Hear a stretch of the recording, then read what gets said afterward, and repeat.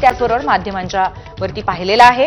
आमदार रोहित पवार यांनी त्यांच्या एक्स हँडलवरनं हा व्हिडिओ पोस्ट केला होता आणि यानंतर विरोधकांकडून कृषी मंत्र्यांवरती चौफेर हल्लाबोलही करण्यात आला।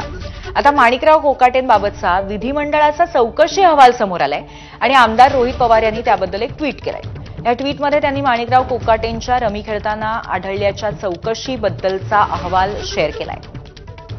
कृषी मंत्री सभागृहामध्ये केवळ 42 सेकंद पत्ते खेळत नव्हते तर तब्बल 18 ते 22 मिनिटं पत्ते खेळत असल्याचा विधिमंडळाच्या चौकशीचा अहवाल असून हा अहवाल मुख्यमंत्री तसंच उपमुख्यमंत्री यांच्याकडे देखील सादर केला असल्याची माहिती आहे। सरकार याबाबत खुलासा करेल का असा सवाल रोहित पवार यांनी केलाय।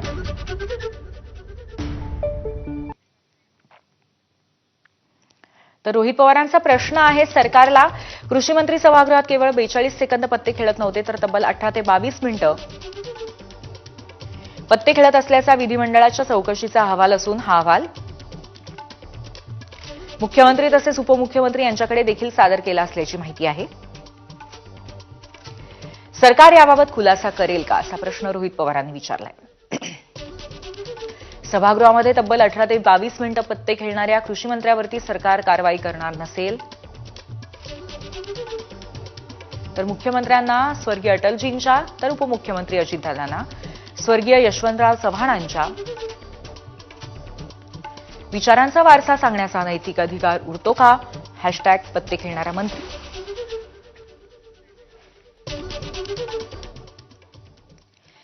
तर रमी खेळण्याच्या अहवालाला फडणवीस किती किंमत देतात? सहकार्यांना वाचवण्याचा नवा फडणवीस ऍक्ट राज्यात सुरू असल्याची टीका खासदार संजय राऊतांनी केली आहे। मंत्रिमंडळातले जे अपराधी आहेत, माणिक कोकाटे असतील, शिरसाट असतील, संजय राठोड असतील, बरं अन्य कोणी असतील, ज्यांची जागा बाहेर असायला पाहिजे ते तुरुंगात आहेत, ज्यांची जागा तुरुंगात असायला पाहिजे ते मंत्रिमंडळात आहेत। याचं कारण महाराष्ट्रात जो फडणवीस ऍक्ट लागू आहे,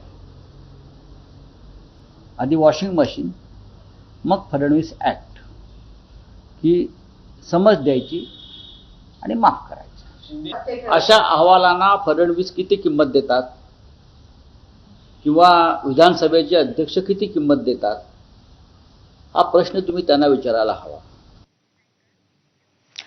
अंबादास दानवे यांनी मुख्यमंत्री फडणवीस आणि उपमुख्यमंत्री अजित पवार यांच्यावर टीका केली आहे।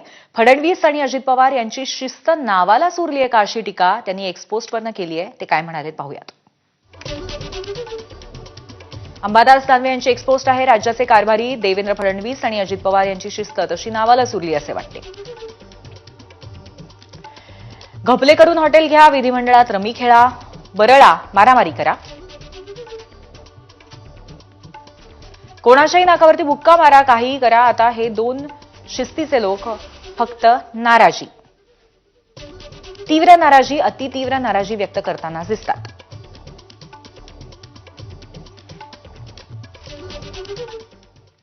पुढची बातमी बघूयात।